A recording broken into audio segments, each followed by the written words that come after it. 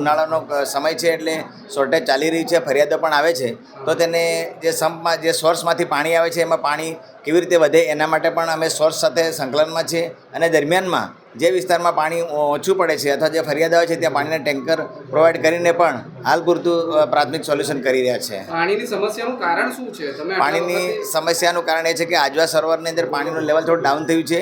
તો એના લીધે ઓલ્ટરનેટ સોલ્યુશન પણ અમે વિચારી રહ્યા છે. નર્મદાના સોર્સમાંથી પણ પાણી મળે અને રાયકા દોડકામાંથી પણ પાણી મળે એવું સંકલન અમે કરી રહ્યા છે.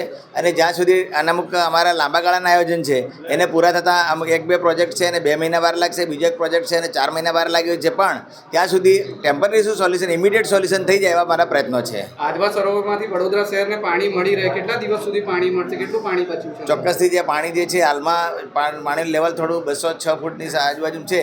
પણ દરમિયાનમાં બીજું પણ એક સોર્સથી અમે કદાચ નર્મદાનો નહેરનું જે પાણી મળે છે એના માટે પણ પ્રયત્ન સોર્સ સાથે અમારું મિટિંગ થઈ રહી છે અને ઝડપથી મળે એવા આયોજન છે. એના માટે સાહેબનું માનનીય કમિશનર સાહેબનું પણ ધ્યાન દોરવામાં આવશે અને એમાં ઝડપથી આ નિરાકરણ આવે પ્રયત્ન કરવામાં આવશે.